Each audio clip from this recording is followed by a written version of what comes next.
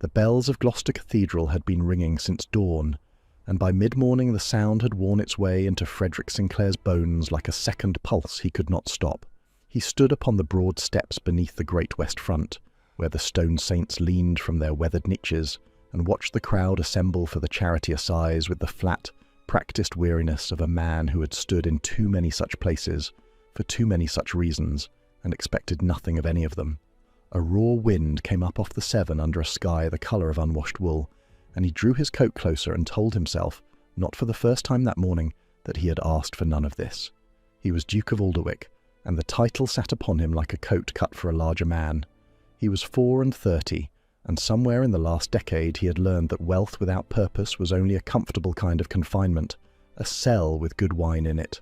As trustee of the great charitable land trust that bound half a dozen parishes of common ground to the poor who worked it, he had come down to Gloucester to lend his name and his signature to the reading of the year's accounts, the grazing rights and the turf and the gleaning fields, held in trust for the cottagers, his duty to see them defended.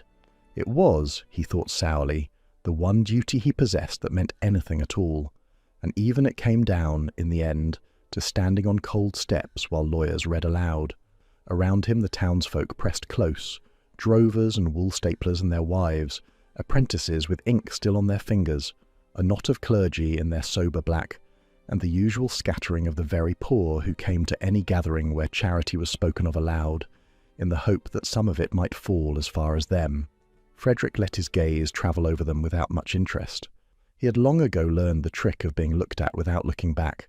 It was one of the small cruelties of rank that a man became a spectacle, and so ceased by degrees to be an observer of anything. And then, without cause, the unease came over him. He could not afterward have said where it began. It was not a thought. It was a prickling along the back of his neck, a sudden and animal conviction that he ought to move, that the spot of stone he stood upon was the wrong spot, that some attention was fixed on him that wished him ill. He had felt nothing like it in years, and reason told him it was nothing now, the vapours of a bored and idle brain. He shifted his weight all the same. He half-turned his head, and it was in that turning that he first marked the woman. She was moving against the current of the crowd.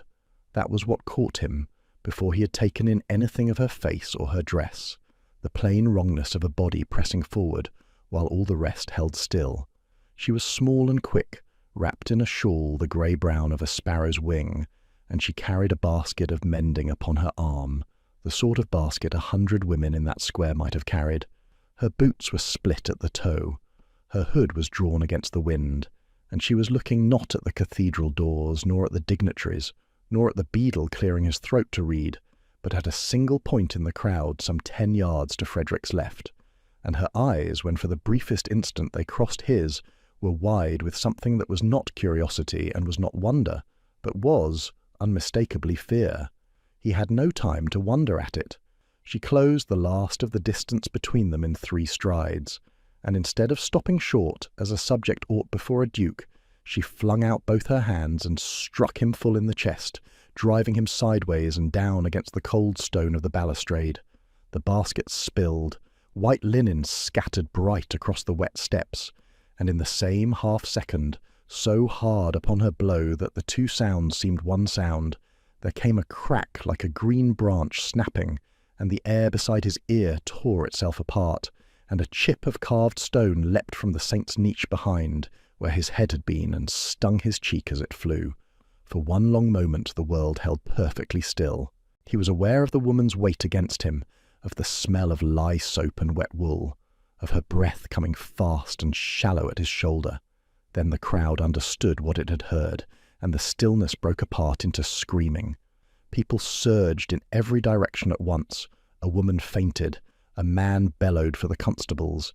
The clergy scattered like startled crows, and through all of it the mending woman had already begun to draw back, her hands releasing him, her body turning to fold itself into the very panic she had made. "Wait," Frederick said, or tried to say, for his voice would not come as it ought. He caught at her sleeve. She let him hold it for the space of a single breath, and in that breath she leaned in close, so close that her lips near brushed his ear, and she spoke to him low and clear beneath the din. "You are marked for death, your grace." Her voice was steady, which was somehow the most frightening thing of all. "That ball will not be the last of it. Trust no one at Alderwick, no one at all. Do you hear me?" "Who are you?" he managed. "How could you know?" But she had already drawn her arm from his grip, and the grey shawl slid through his fingers, and she was gone, folded into the crowd as neatly as a coin dropped into deep water. He lurched after her 2 steps, and was at once caught in the crush of bodies. By the time his own men reached him, and threw their late and useless ring of protection about his person, there was no grey shawl anywhere to be seen upon the steps or in the square below. There was only, lying on the wet stone where her basket had spilled, a single scrap of linen no larger than his palm, dropped there, or perhaps left there, and worked in one corner with a small spray of embroidered flowers, blue petals about a yellow eye. Forget-me-nots. He bent, though his knees were unsteady beneath him, and he picked it up, and he closed it in his fist. They wished to take him to a physician. They wished to take him home. His steward, a good and badly frightened man named Coombs, kept saying that they must send at once to London, that the magistrates must be roused, the militia called. Frederick let them talk. He stood with his back to the balustrade where the ball had struck the saint, and he turned the scrap of linen over and over in his fingers, and he thought about the woman's eyes, and about the prickling at the back of his own neck that had come, he was now quite certain, a full breath before she had ever touched him. It was late in the day, when the square had been cleared and the frightened town had begun to settle, that Coombs came to him with a face gone the colour of tallow. They had found the place the shot had come from, he said, an upper window of a chandler's storeroom that overlooked the steps, and in it a spent pistol, oiled and well made, no poor man's weapon that. Beside it the cold ash of a pipe, and a purse with 3 guineas still in it, forgotten in some hasty flight. The gunman was gone, away over the roofs, but a pot-boy had seen him hired the night before in the yard of the Fleece, seen the coin go from hand to hand, seen the man who paid it, a lean gentleman's servant in dark clothes who spoke, the boy said, like quality gone to seed. "It was no madman, your grace." Coombs twisted his hat between his hands. "It was bought and paid for. Someone wanted you dead on those steps this morning, and put down good gold to have it done." "Yes," Frederick said. He was looking at the forget-me-nots. "So, the woman told me." "What woman?" "A woman who knew a thing that even the man who paid the gold cannot have wished known abroad, that I was marked." He tucked the scrap of linen into his breast pocket, over his heart, where it would ride for many weeks to come. "I mean to find her, Coombs. Your Grace, forgive me. You should go home where you may be properly guarded, and let the law—" "She told me to trust no one at Alderwick." Frederick said it quietly, turning the words over as he said them, for they had lodged in him like a splinter, and would not be worked out.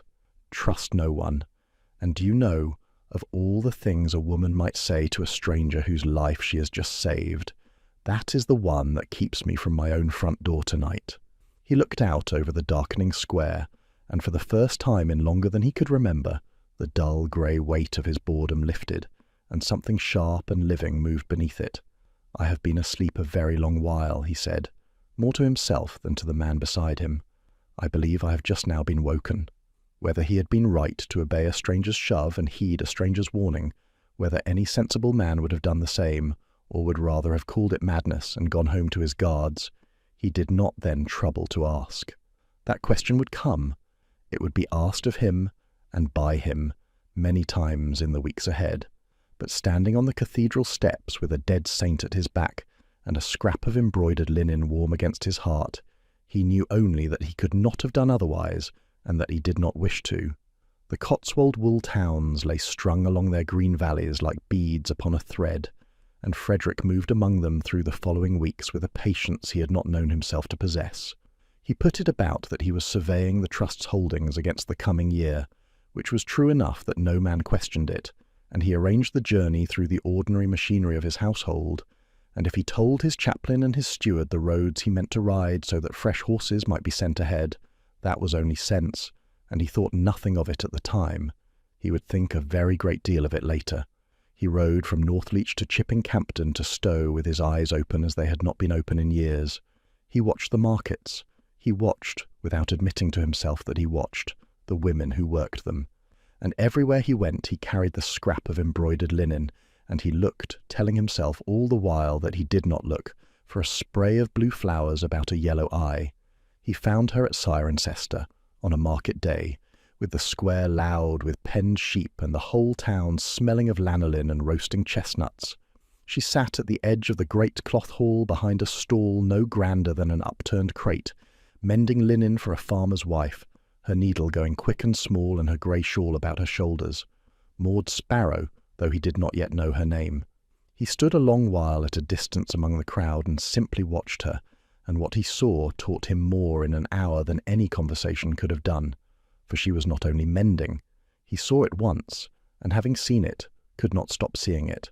A woman came to collect a shift that had been hemmed and paid her copper, and into the folded cloth Maud's fingers tucked something small and white that had not been there before, a twist of paper no bigger than a pea, worked deep into the turned hem where no eye would find it, and no washing would loose it before its time. The woman took the shift and did not look at it, and went away into the crowd. A little after, a girl of perhaps 15, a laundry maid by her reddened raw hands, brought a torn apron. She left with the apron mended, and, Frederick was nearly certain, with a folded note pressed into her palm beneath the coin she was given in change. He watched 3 such exchanges pass in the space of an hour, and each was so ordinary, so perfectly woven into the common traffic of the market, that a man might have stood a foot away and seen nothing at all but a poor woman plying a poor trade. He understood then that the stranger who had saved his life was no beggar, and no mad woman. She was something he had as yet no word for. She sat at the heart of the town's ordinary business, and moved secrets through it the way a spider sits at the heart of its web, and reads the trembling of every thread. And he understood too, with a cold turn of the stomach, that whatever web this was, it had known of the plot upon his life before the plot had ever struck, and that meant the web reached into places his own household could not see. He might have gone to her then and named her. He did not. Some instinct, the same instinct he had begun warily to trust, told him that to cross the open square and speak to her aloud in that public place would be to break something delicate, and perhaps to put her in danger. So he waited. He followed at a distance when she packed her basket at the day's end, and he marked where she lodged, and when she moved on the next morning toward the great house at Sherborne, where a subscription assembly was to be held for the county gentry, he arranged, through the loose, easy workings of his rank, to be invited there himself. The assembly was held in the long gallery of a house whose owner Frederick knew slightly and disliked thoroughly, a place of too many candles and too much perfume, where the gentry of 3 counties came to be seen and to weigh one another with the frank cold eyes of buyers at a fair. He moved through it, wearing his practised deadness, bowing where he must, submitting to be assessed like a bull led out at Michaelmas, and thinking, with what small wit the evening left him, that at least the bull was spared the trouble of making conversation about the weather. All the while his gaze went sidelong to the edges of the room, to the servants' doors and the curtained alcoves, to the places where the overlooked people did their work. And there, in the plain dark dress of a mending maid brought in for the night to see to trodden hems and torn flounces, was Maud Sparrow. No one looked at her. That was the whole art of it, he saw now. She had made of herself a thing the eye of quality slid across and did not register, a piece of the furniture of the evening, no more remarkable than a footman or a fire-screen. She knelt at the skirts of a laughing dowager and set a stitch. She rose and passed along the wall, and she came near, very near, to a stout gentleman in a plum-coloured coat who stood a little apart with a second man, and spoke to him low and urgent in the manner of one who does not wish to be overheard. Frederick drifted closer, a glass of negus in his hand, his face turned toward the dancers. Fragments of the stout man's speech reached him through the music. Awards, consents, a commissioner's seal, and the phrase, spoken once and quickly, before Lady Day. He did not understand it. He filed it away entire, the way one pockets a coin of unknown country, to be examined when there is better light. And then he saw Maud Sparrow, as she passed behind the stout gentleman, dip 2 fingers into the tail pocket of his plum coat and draw out a folded letter sealed with red wax, and let it vanish into her sleeve, all in one motion smooth as poured water, without breaking her step or turning her head. His breath caught. The theft was so bold and so invisible that for a moment he doubted he had seen it at all. But the letter was gone from the pocket and gone into the maid, and the stout gentleman talked on, all unknowing. Frederick set down his glass. He watched her slip through a servant's door into the dimness beyond, and after a moment, with a murmured word to no one, he followed. The service passage behind the gallery was narrow and smelled of tallow and cold stone. He came upon her at its far end, where a single candle burned in a bracket, and she had the stolen letter half open in her hands, and was reading it swiftly by the poor light. She heard him, and turned, and for one instant he saw her whole face bare of its careful blankness, and it was fierce and frightened and very quick. "Maud Sparrow," he said. He had learned her name 2 days before from a landlady's gossip, and he spoke it gently, as a man lays down a weapon to show he means no harm. "I have been looking for you a very long time." She did not run, though he saw the impulse pass through her body like wind over water. The letter had already vanished. "You have been following me," she said. "You have been appearing in front of me," he answered, "at the most convenient of moments. On the steps at Gloucester, for one, when a ball meant for my brain found a saint instead. I never thanked you for that. I find I do not know how." Something in her face eased by the smallest degree, though her eyes stayed wary. "Then do not," she said. "Thanks are a coin that buys nothing in my trade and spends dangerously. You should not be here, your grace. You should not have come looking for me at all. Every step you take toward me is a step toward a grave, and I did not go to such trouble to keep you out of one, only to watch you walk into another." "You knew I was marked," he said. "Before ever it happened, you knew." "How?" For a long moment she studied him, weighing something he could not see. Then she reached into the basket that sat, even here, at her feet, and drew out a small square of linen, and pressed it into his hand, and closed his fingers over it with her own rough, quick fingers. He did not need to look to know what was worked into its corner. Blue petals, a yellow eye. "Not here," she said. "Not tonight. If your curiosity is worth your life to you, and God help you if it is, then follow the flowers. Where you see them stitched at a gate or scratched upon a post, there you are among friends. Come to the tithe barn at Farley 2 nights hence at moonrise. Come alone. And tell no one at Alderwick where you go, nor why. I said that to you once already, on the steps. I meant it more than you have yet begun to understand." And then, as she had done upon the cathedral steps, she was past him and gone, and he was left standing in a dark and empty passage with a scrap of embroidered linen in his hand, and the music of the assembly leaking faint and gay through the wall behind him. He followed the flowers. Once he knew to look, he found them everywhere, small and secret and patient, a spray of forget-me-nots stitched into the corner of a rag knotted about a gate-post, 3 blue stitches on the hem of a scarecrow's coat in a barley field, a single flower scratched with a nail into the soft grey wood of a stile. They led him across 2 valleys and along an old drove road worn a yard deep by 400 years of cattle, and as he went he began to overhear things, for the country people spoke freely before a solitary rider they took for a surveyor, and what they spoke of was trouble. They spoke of the enclosure commissioners come into the county, of surveys and awards and quickset hedges going up across land where their grandfathers had grazed geese since before the Armada. They spoke, in the careful low voices of people who have learned that the powerful hear everything and forgive nothing, of consents signed that no man in the village recalled the signing of the mark of an old widow appearing upon a petition, though the poor soul had lain 3 years in the churchyard. They spoke of the Earl of Harkwell, and of a commissioner named Barnabas Sallow, and of commons that were open at Michaelmas, and fenced by Lady Day. And once, near Alderwick's own bounds, Frederick reined in behind a hedge, and heard 2 men speak of the charity lands, his lands, the lands he held in trust for the poor, being ripe now, they said, and near to falling, like all the rest. The tithe barn at Farley was a vast old ark of stone and timber, its roof a black forest of oaken crux gone dark, with 3 centuries of dust and swallows. When Frederick came into it at moonrise, a single lantern burned upon an upturned millstone, and Maud Sparrow stood beside the light, with a plainness and a stillness that were their own kind of dignity. She wasted no words.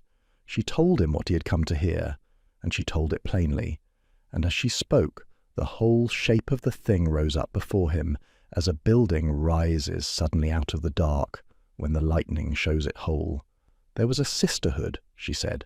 It had no name that she would give him, and no charter that any court in England would know, but it was real, and it was old, older than she was, and it was made of women such as himself would never see, or seeing, never mark, seamstresses and mending women, laundresses and still-room maids, the women who came and went through the great houses of the land upon their errands of cloth and soap and small repair, unremarkable and unremarked, present at every table and party, to every secret and invisible as the air a gentleman breathes.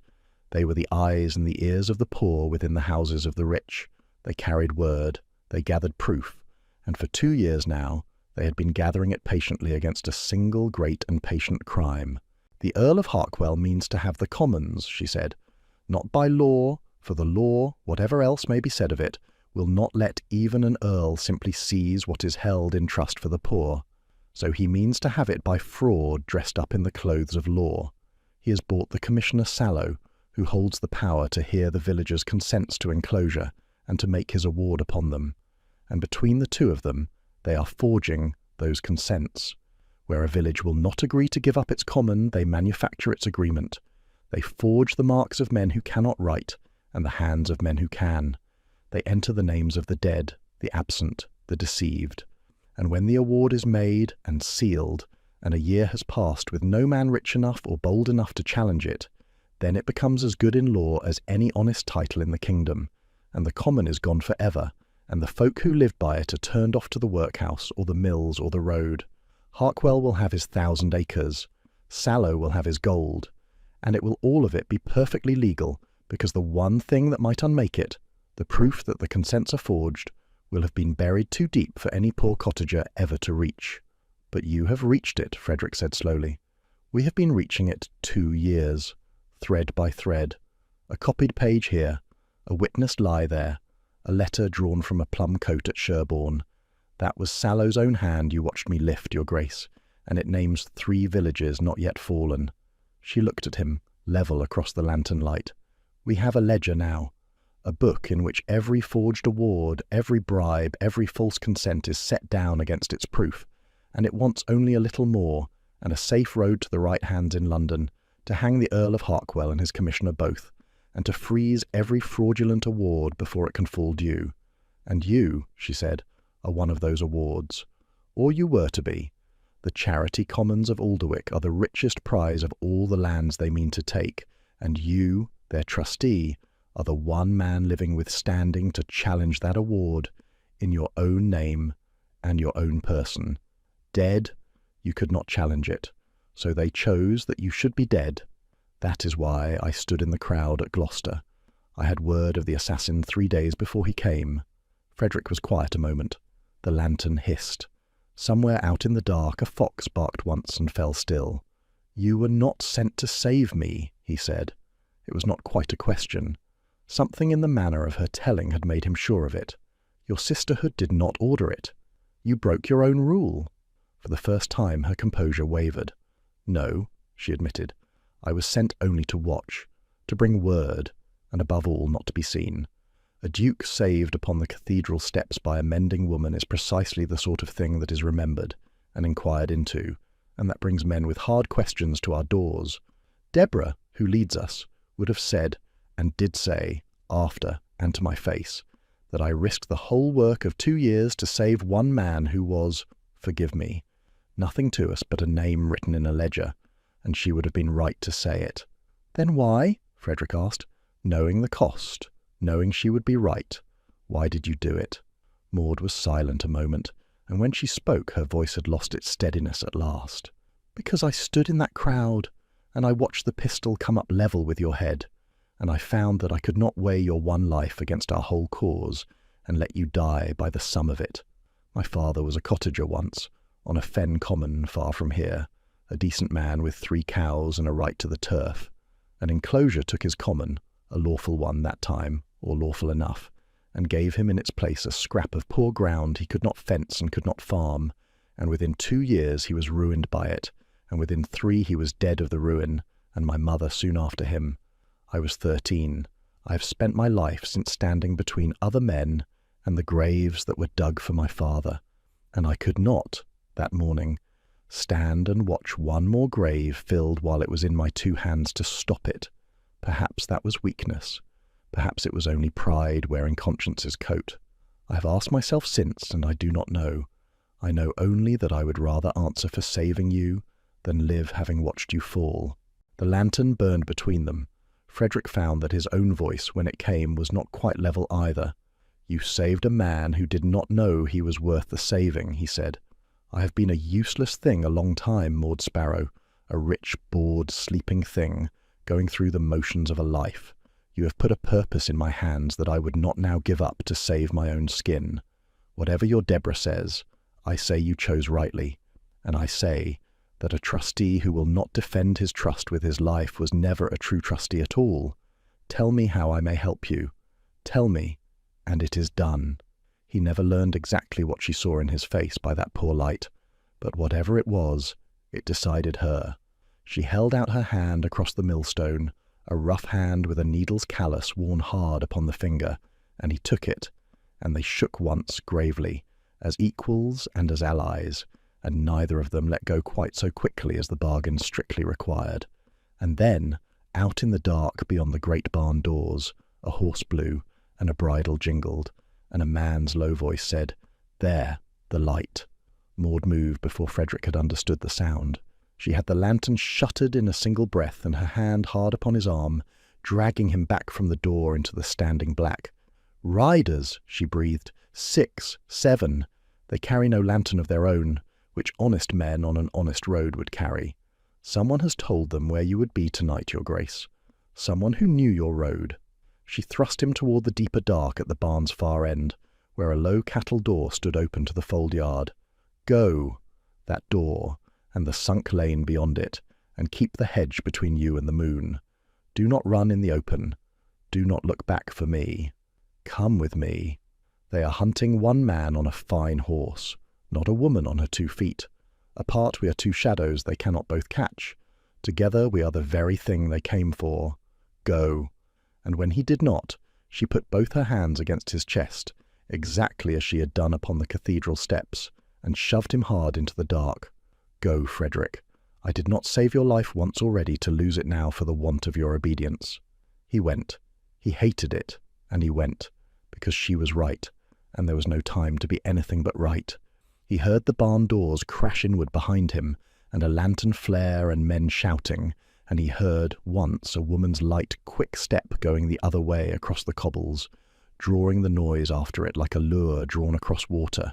He put the hedge between himself and the moon, and he ran low along the sunk lane with his heart slamming, and he did not look back, though the not looking cost him more than the running did.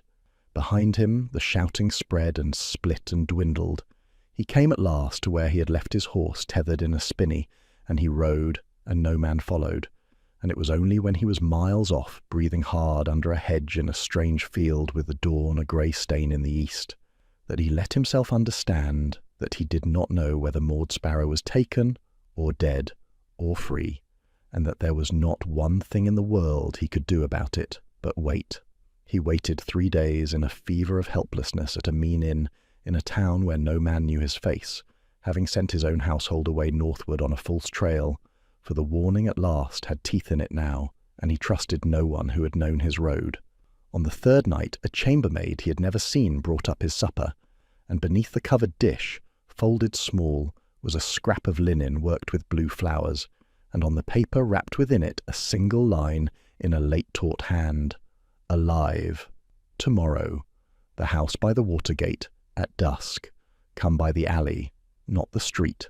The safe house stood in the old lanes of Gloucester itself, hard by the river, a narrow, crooked place of black beams that leaned over the water as if to drink from it. Maud opened the door to his knock, and at the sight of her whole and standing, something came loose in his chest that he had not known was bound. She had a bruise darkening along one cheekbone, and a wariness in her shoulders that had not been there before, but she was alive, and her eyes when they found his were glad, and neither of them said anything about that at all.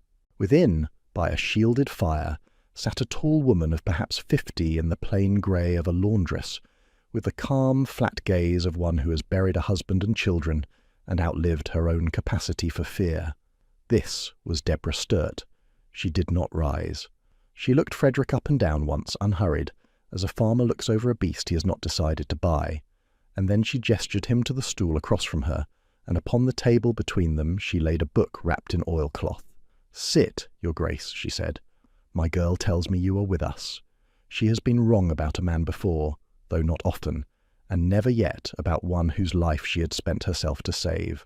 So I will show you the whole of it once, and you will tell me whether you have the stomach for it, and then we will not speak of stomachs again."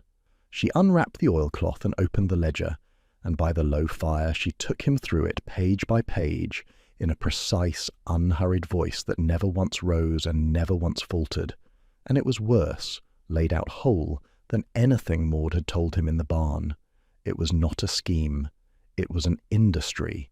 Village by village, award by award, the book set it all down, the true state of each common, the forged consents, the names of the dead pressed into service, the sums that had passed to Sallow, and the dates they passed, the surveyors bribed, the copies smuggled out under aprons and in the linings of baskets by women whose only signatures in the book were small stitched sprays of blue.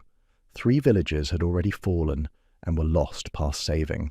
4 more stood on the very edge, their awards drawn and wanting only Sallow's seal to make them final and eternal. "And the awards fall due at the next quarter sessions," Deborah said, closing the book. "Lady Day, 9 days off. Once Sallow sets his seal to them and the sessions are risen, the thing is done in law, and no power short of an Act of Parliament will undo it, and Parliament will not sit for a poor man's common. So we have 9 days. In 9 days this book must be laid before an honest master in Chancery in London, a man named Sir Henry Pember, who alone among such men refused the Earl of Harkwell's friendship years past, and never forgot the insult of being offered it. Pember has the power, if the proof is good enough, to freeze every award at a stroke and throw the whole fraudulent petition out. That is the road. That is the only road. And it is a long one, and it runs through country full of Harkwell's men, who now know past doubt that we exist and what we carry. She fixed her flat, calm eyes upon him. "You have money and a name and the ear of great men, and you may cross that country as no mending woman can in a coach unquestioned. That is what you are to us, Your Grace. Not a hero, a road. Have you the stomach for it or no?"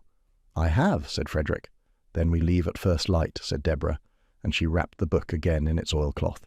"And we sleep tonight in our clothes." They did not need the night to test him. The test came before it. He never afterward set the sequence of it wholly in order.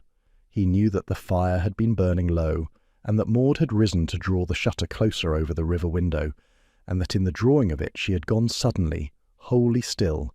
He knew that she had said very quietly, "There is a boat come to the water gate, and no boatman calls up to be let in who means us well." And he knew that in the same moment the door at the head of the alley stair opened without a knock, and a man stood in it whom Frederick knew, and the knowing of him was like a blow struck up beneath the ribs.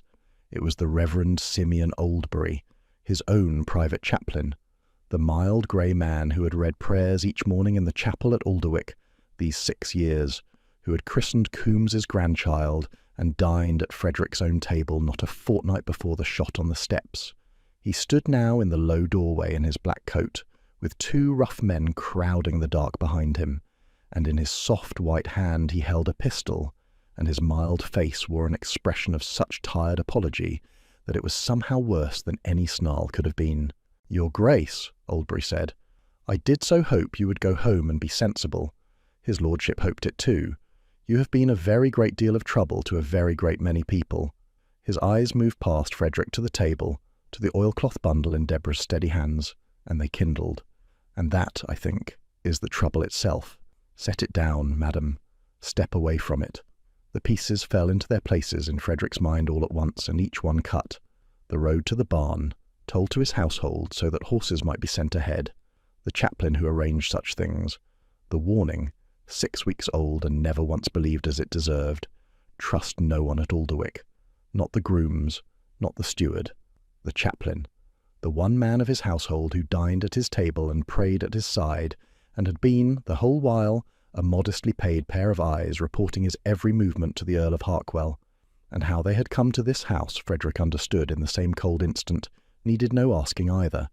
Deborah had carried the ledger across the city to this very room that night, and a book 2 years in the making was worth the patience to follow a grey laundress through the lanes and wait until it lay open on a table before the door was forced. What followed happened very fast. Frederick seized the heavy pewter candlestick from the table and flung it. It struck not Oldbury but the lantern beside him, and the light went out, and the room dropped into a chaos of black and shouting and overturned furniture. He heard Deborah's voice, flat and hard even now, say one word, Maud, and heard the ledger change hands in the dark. He got a grip on someone's coat and drove his shoulder into a body and felt it fall. A hand seized his collar. He broke it. Maud's voice found him through the roar, close and low. The window, the river window now, with me. And he went toward it blind, and her hand closed on his wrist, and together they went out over the low sill and down, not into the boat but past it, into the black, cold shock of the river itself, which closed over them and swept them both away from the lit alley, and the shouting and the reaching hands, downstream into the dark. The water was bitter and fast, and it carried them under the arches of the old bridge and past the sleeping wharves before they could drag themselves out, half drowned and streaming, onto a mud bank below the cathedral close. And here at last, Frederick's one advantage in all the world came to him, the single thing he possessed that all Harkwell's gold could not buy. He knew this ground. He had been born to it. He had run wild over the close as a boy and sat through 1,000 dull services inside the great church, and had learned, as bored children learn, every forgotten passage of it. "They will have men at the west doors within minutes," he said, low, his teeth chattering. "They will look for us to run away from the cathedral, so we go into it." He drew her, dripping, up the bank and across the wet grass to a low door in the north transept, whose key the vergers still kept where they had kept it since his boyhood, hung on a nail behind a loose stone, and he found it in the dark by touch and memory, and let them in, and locked the door behind. Down they went, into the crypt, into a blackness among the squat Norman pillars so complete it seemed to carry a weight. They went hand in hand through it, Frederick counting the pillars off by touch, guided by the ghost of a child's game of hide-and-seek, past the tombs of forgotten abbots to a stair he half feared he had only dreamed. But it was there. It brought them up into the old slipe, and out through a broken grill into the deer park beyond the close, and then they were away, out of the sleeping city and up onto the high open wold under a sky just greying toward dawn, with the hunt baying uselessly far behind them at a locked west door. They walked till they could not walk, and when the sun was fully up and no rider showed against the huge pale reach of the downs, they climbed at last into the shelter of a ruined shepherd's chapel on the crown of the hill, a roofless little box of tumbled grey stone with one corner, yet sound against the wind, and there they stopped because they could go no further, and because there was nowhere in all the world just then that they needed to be but there. Frederick got a small fire going in the sheltered corner from dry gorse and a length of fallen rafter, and they crouched close to its heat as the day wore on, for they dared not travel the open downs by light, and the ledger, for Deborah had thrust it into Maud's arms in the dark of the safe house, and Maud had carried it through the very river, lay drying, page by careful page, upon a warm, flat stone. And in the long, quiet hours, with the danger for the moment held at arm's length, something passed between the two of them, that all the running and the fear had left no room for. Maud told him more of the fen and of her father, watching the flames as she spoke. Frederick told her, which he had told no living soul, of the emptiness of the years since his own father died, and left him a dukedom and no notion of what a man was for. They did not touch at first. They only talked low, while the fire ticked and settled and the light moved slowly on the tumbled stones, and by degrees the distance between a duke and a mending woman thinned to nothing at all, so that when at last he reached out and tucked a strand of drying hair back from her bruised cheek, it was not a great crossing of any divide, but only the small natural next thing, and she did not pull away. Neither of them said a word. It was enough for that hour that neither had needed to. And then, because the human heart is a stubborn and unruly creature, that will find its way to joy even up the side of a mountain of dread, something absurd happened. Frederick, reaching to shift a smoking rafter end before it spoiled their little fire, set his boot square into a hidden slick of ancient sheep muck beneath the ash, and his foot went out from under him, and the Duke of Alderwick sat down hard and undignified upon the cold stone floor of the ruin, with an expression of such pure ducal outrage upon his face that Maud Sparrow, exhausted, hunted, bruised, soaked to the bone, put her hand over her mouth, and then took it away, and laughed. It was not a polite laugh. It was a great, helpless, unstrung peal of it, the laugh of a woman who has held herself rigid for 2 years, and has all at once been given leave to let go, and it doubled her over where she sat and brought the tears bright to her eyes. And Frederick, sitting in the muck with his dignity and ruins about him, found it the finest sound he had ever heard in his life, finer than any music in any gallery, and he began to laugh too, at himself and the muck and the fear and the great absurd mortal seriousness of the whole of it. And the two of them sat in that broken chapel on the roof of the world and laughed until they ached and could not speak, laughed till the laughter wrung itself out into something quieter and steadier that was not laughter at all. And when it had gone, the distance between them had gone with it, and they were simply two people who had discovered, against every improbability the world could raise, that they were glad past all reason to be alive together in one cold ruin. They did not speak of what it was. There was no need, and there was, still, a book to carry to London, and 8 days now in which to carry it. But that night, watching the fire together with the ledger drying at their side, each knew that something had been settled between them, that no arrest and no river and no locked door could unsettle again. They came into London 4 days later, ragged and road-worn by ways the sisterhood knew, and they were not idle upon the road, for the loss they had so nearly suffered in the safe-house had taught Frederick a hard truth about the enemy's hope, and Deborah, who had slipped from the safe-house by its coal-cellar hatch, while the whole of the hunt poured after Frederick and Maud toward the river, and who reached them 2 days into the city with her flat calm quite unshaken, laid it out for him plainly. Oldbury did not get the book, she said, because Maud carried it through the river. But mark me, your grace, had he got it, he would have thought us finished, and he would have been wrong, and that is the whole strength of what we are. Harkwell keeps his fortune in one great chest. We do not keep our treasure in one basket. Every forged consent set down in that ledger has a living witness, a woman who saw the forgery done, or who copied the false page with her own hand, or who carried it out under her apron. Those women are scattered through a dozen households across 4 counties, and they cannot all be silenced, not in 8 days, not without a slaughter that would rouse the very shire against him. The book is our proof gathered into one place for convenience. But if the book were burned tomorrow, the proof itself would still be walking about England on 100 quiet pairs of feet. And now, she said, with the nearest thing to grim satisfaction Frederick ever saw cross her face, we are going to walk it into a court of law. So the threads of the invisible web were pulled. Word went out along them, carried in mending baskets and laundry bundles and the turned hems of travelling cloaks, and from a dozen great houses across 4 counties the women came, or their sworn statements came before them, converging quietly upon London by roads no gentleman watched, or would have thought to watch. The man they carried it all to was Sir Henry Pember, Master in Chancery, and Frederick went to him first in his own proper person, Duke of Alderwick, trustee of the threatened lands, to open the door that only a duke could open. Pember received him in a dry, book-lined chamber that smelled of dust and sealing wax, a spare, exact old man with a face like a closed account, and he heard Frederick out to the end without a flicker of it. "You understand, your grace," Pember said when he had done, "that a duke's suspicion is worth precisely nothing in my court. I have had dukes in that chair before, full of certainties, and I have shown them the door with their certainties still in their laps. I require proof, sworn, particular, corroborated, names, dates, hands, witnesses who will stand and be questioned and not break. Bring me that. Bring me a mountain of it too high to be waved away, and I will freeze every award in the county before the week is out, and I will see the Earl of Harkwell himself in the dock, though he be, as I believe he is, some sort of cousin to the king.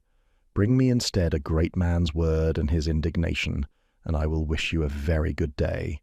"Then you shall have your mountain," said Frederick, "and you shall have it before Lady Day, for after Lady Day it will be worth nothing, and neither shall we."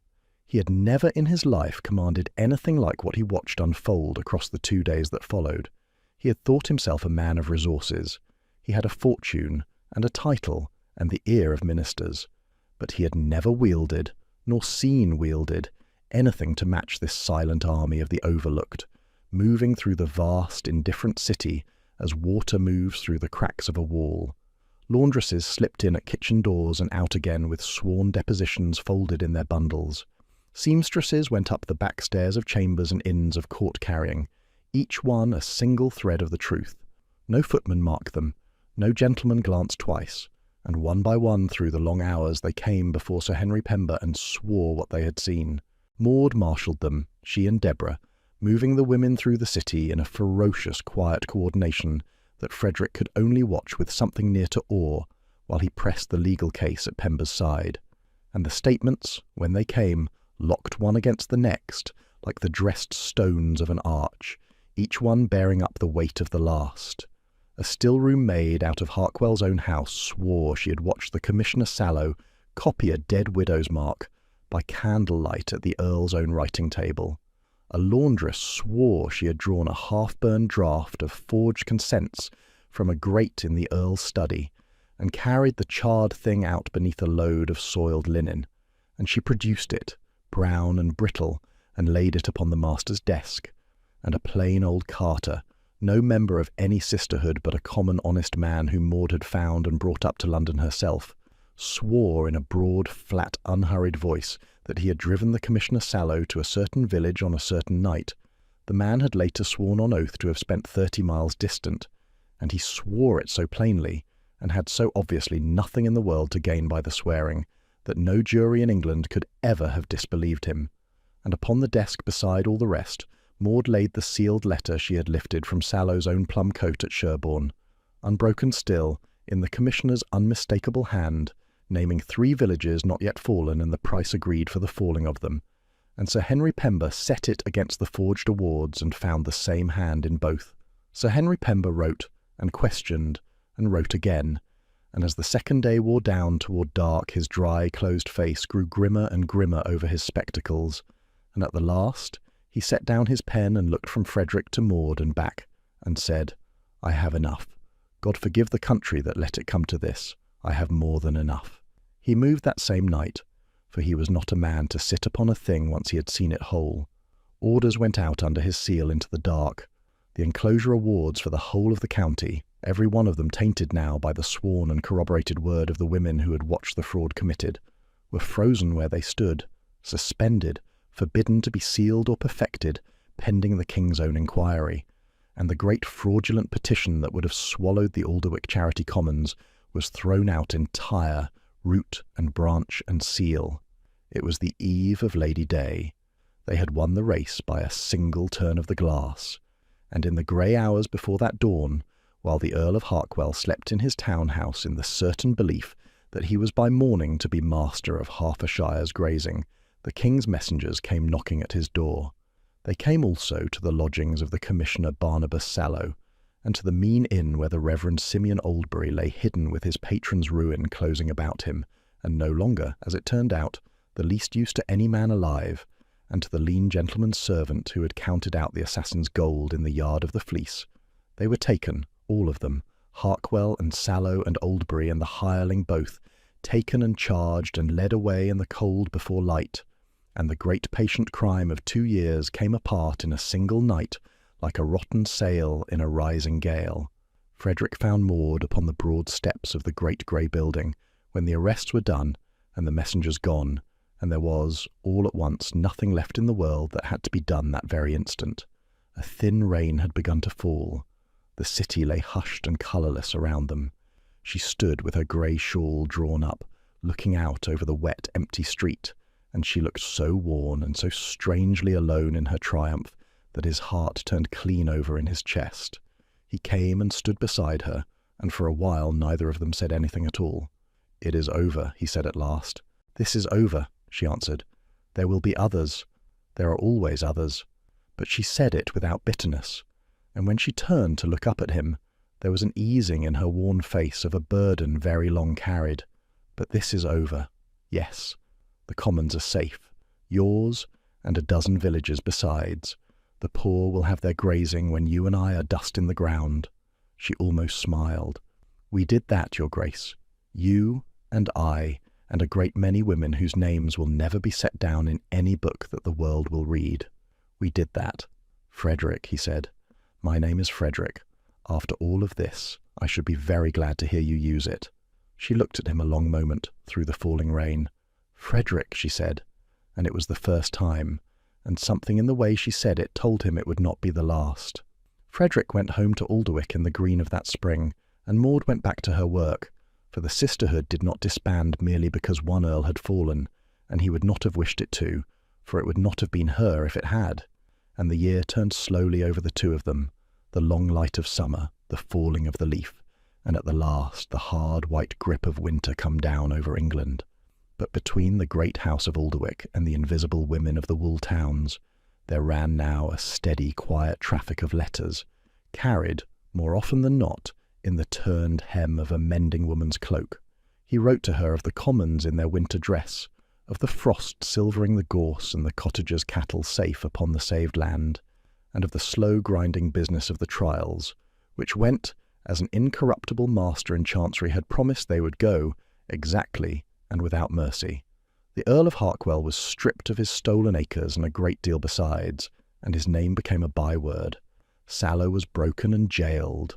Oldbury, who had prayed 6 years at Frederick's side for a modest yearly sum paid quietly by the Earl, was transported over the sea, and Frederick found in himself, somewhat to his surprise, no hatred for the man, only a settled, cold resolve never again to mistake a soft voice for a true one. She wrote to him in return of her travels, guarded, in the careful hand of a woman who had taught herself her letters late and set each one down with deliberation, and beneath the guarded words, letter by letter, as the hard winter wore itself away toward spring, he learned to read a warmth that grew. He kept every one of them in the drawer of his writing desk, tied about with a thread, and upon the top of the little bundle he kept always a scrap of linen worked with blue flowers about a yellow eye. She came back to Alderwick in May, when the whole valley was green and loud with bird-song, and Frederick met her at the door of his great house, not as a duke meets a mending woman, but as a man meets the one person in the wide world he has been waiting to see. And if the servants thought it strange to watch his grace hand a woman in a grey shawl across his own threshold with so much care, they had learned, in that house of late, to keep their thoughts behind their teeth. She stayed.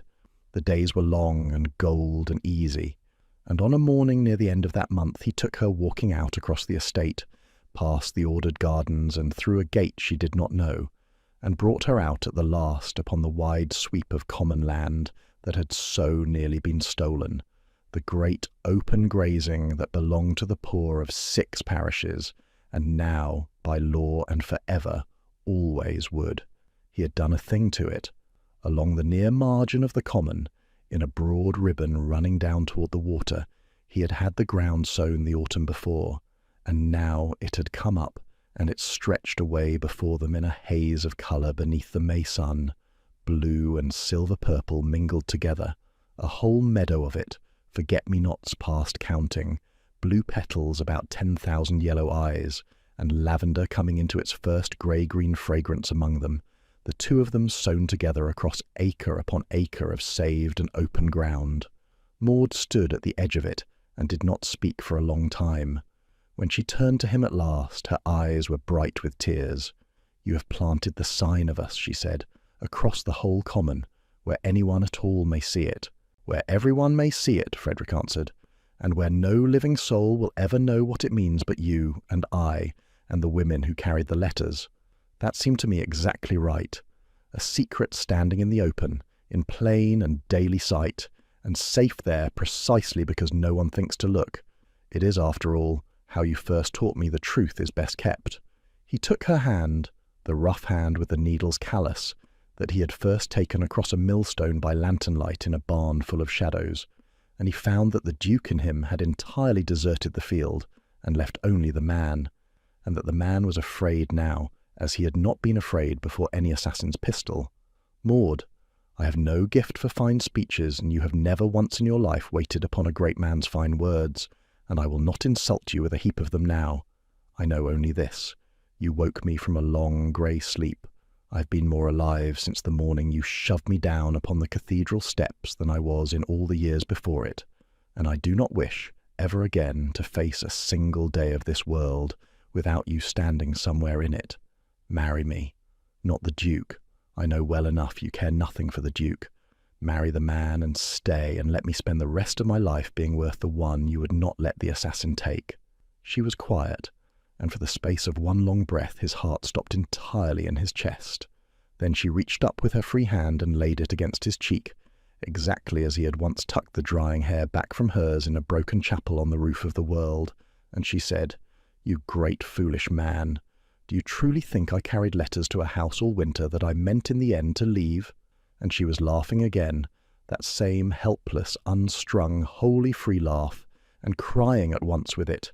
And he gathered her in among the forget-me-nots and the lavender, with the whole blue and silver meadow swaying and humming about them, and that was her answer, and it was more than enough. They were married in June, in the small old church that served the parish, and the whole valley came to it, for word of what had been done had spread in the way such things spread among the poor, though never a name was spoken aloud. The gentry came, some of them, out of curiosity, and some few out of a new and grudging respect, and sat in their pews in a fine astonishment. The cottagers came, in their clean smocks, who had grazing that summer because of a woman in a grey shawl, and there came also, quietly, in twos and threes to the dim back of the church, where the light through the old glass fell blue and soft, a number of plain women in the plainer dress of laundresses and seamstresses, who spoke to no one, and were marked by no one, and were gone again before ever the bells had finished ringing, all but one. Deborah Sturt stood up before the whole company as witness to the marriage, tall and grey and unshakably calm, and set her name in the register in a firm, slow hand beneath the names of the Duke of Alderwick and Maud Sparrow, and when it was done, she looked at the two of them a long moment, with her flat, quiet eyes, and said only, "You chose rightly, girl, both times, on the steps, and now." And that, from Deborah Sturt, was a benediction past any the priest had spoken over them. Maud carried no grand bouquet down the aisle, but a plain bunch of forget-me-nots and lavender gathered that very morning from the meadow on the common, and bound about with a single thread.